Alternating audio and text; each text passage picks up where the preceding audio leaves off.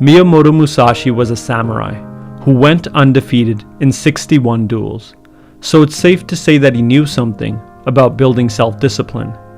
And a week before he passed away, he wrote a short work called Dokudo, which roughly translates to The Way of Walking Alone. And in it, Musashi laid out 21 principles for living a life of discipline. In part 1 of this series, we'll go over the first 5 principles in Musashi's Dokudo. Musashi's first principle states, accept everything just the way it is. When you refuse to accept things the way they are, you become delusional. And when you become delusional, you lose the ability to act effectively in the world. And when you lose the ability to act effectively in the world, life becomes more painful for you, because everything you do results in failure. Success requires us to see the world clearly, and to see the world clearly, you have to start by accepting reality as it is. A disciplined person accepts reality as it is, so they can learn to work with it, not against it. Musashi's second principle says, do not seek pleasure for its own sake. Making pleasure your highest goal is one of the quickest and surest paths to degeneration.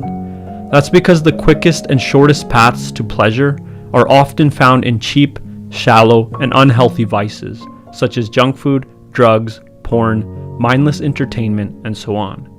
Things that are immediately pleasurable are often bad for our health, and conversely, things that are painful at first, such as running, working out, or studying, are often good for us in the long run. A disciplined person doesn't seek pleasure for its own sake, but rather, they seek out activities that challenge them to grow, activities which may be painful at first, but yield greater and deeper pleasure in the long run. Musashi's third principle states, do not, under any circumstances, depend on a partial feeling. If you feel partial about a decision, it means you feel some doubt in your mind about how to truly proceed. So the best course of action is to not make a decision. Reserve your judgment and not jump to any conclusions. Keep exploring and looking for evidence of the truth until the feeling of doubt is resolved. A disciplined person listens to their body. They measure twice and cut once. They act only when they feel certain that the time for action has arrived, and so they don't make hasty and rash decisions.